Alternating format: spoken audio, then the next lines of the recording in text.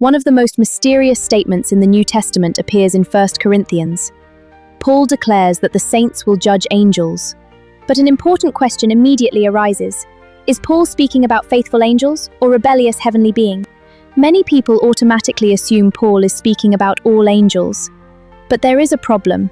Scripture never presents Michael, Gabriel, or the faithful angels as defendants awaiting judgment. They faithfully serve the eternal. So why would they be judged? Paul was a Jew. He thought like a Jew of the Second Temple period. And Second Temple Judaism frequently spoke about rebellious heavenly powers ruling over the nations. According to the reading preserved in the Dead Sea Scrolls and the Septuagint, the Most High divided the nations according to the number of the sons of God. Israel remained the special inheritance of the Eternal. This suggests a heavenly administration over the nations.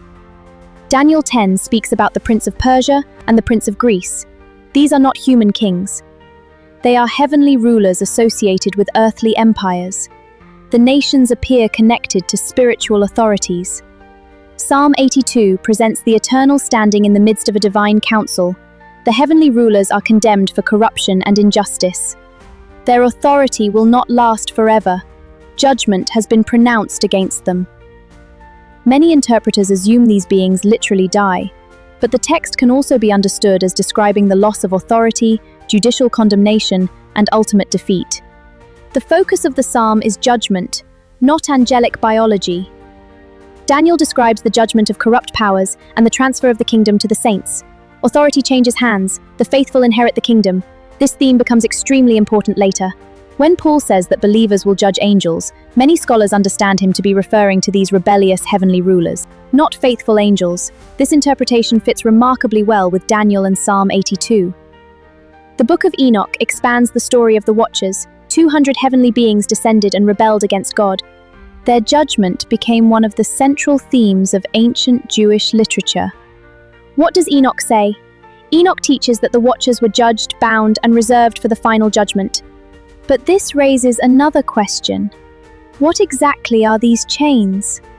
Many readers imagine physical chains, but angels are not material creatures like human beings. For this reason, some scholars understand the chains as symbolic language describing divine restraint and confinement. Researchers such as Tyler Hansen have proposed an interesting possibility. The chains may represent confinement to the earthly realm rather than literal physical imprisonment. It is a theory worth examining carefully. According to this interpretation, the Watchers continue to exist, but they have been expelled from heavenly access and confined to the earth until the day of judgment. Does Enoch support this? Enoch never explicitly says that the earth itself is their prison. However, it does teach that the Watchers lost their heavenly status and came under judgment.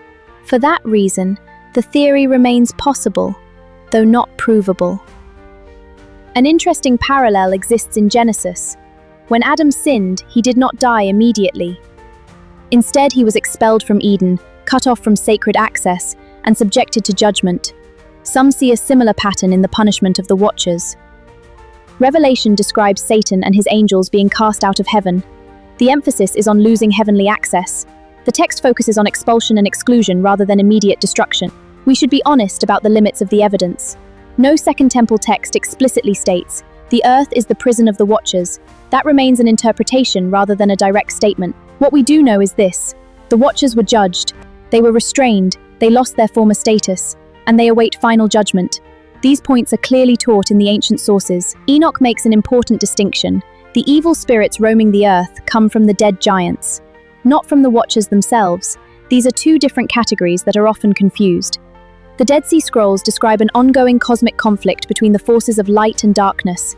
Evil powers remain active, but their defeat has already been decreed by God. All of this helps us understand Paul's statement.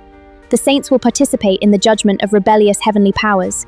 This fits naturally within the worldview of Second Temple Judaism. Daniel does not merely describe judgment, he also describes transfer. The kingdom is ultimately given to the saints of the Most High. Corrupt rulers lose authority, the faithful inherit the kingdom. Psalm 82 opens with the eternal standing in the divine council. The heavenly rulers are condemned for injustice and corruption. The entire scene is judicial. It is a heavenly courtroom. Deuteronomy 32 shows the nations being allotted. Daniel 10 shows heavenly rulers connected to empires. Psalm 82 shows those rulers being judged. Together they form a remarkably consistent picture. This is why many scholars believe the angels mentioned by Paul are rebellious spiritual rulers. Not Michael, not Gabriel, not faithful heavenly messengers, but powers destined for judgment. Enoch expands the story. The Watchers rebel, they lose their status, they are restrained, and they await final judgment. This fits naturally with the biblical expectation of judgment upon corrupt heavenly powers. We must distinguish between what the texts actually say and our own conclusions. The texts clearly teach judgment, restraint, and future defeat. The theory of earthly confinement remains a reasonable possibility, but not a certainty. The strongest interpretation is that Paul is referring to the future judgment of rebellious heavenly rulers. This reading harmonizes Deuteronomy 32, Daniel 10, Psalm 82, Daniel 7, and the literature of the Second Temple period. The theory that the Watchers are confined to the earth cannot be proven directly, but neither does it clearly contradict the ancient sources. What we can say with confidence is that Scripture and Second Temple literature describe rebellious heavenly rulers awaiting judgment, and Paul appears to teach that the saints will participate in that future judgment.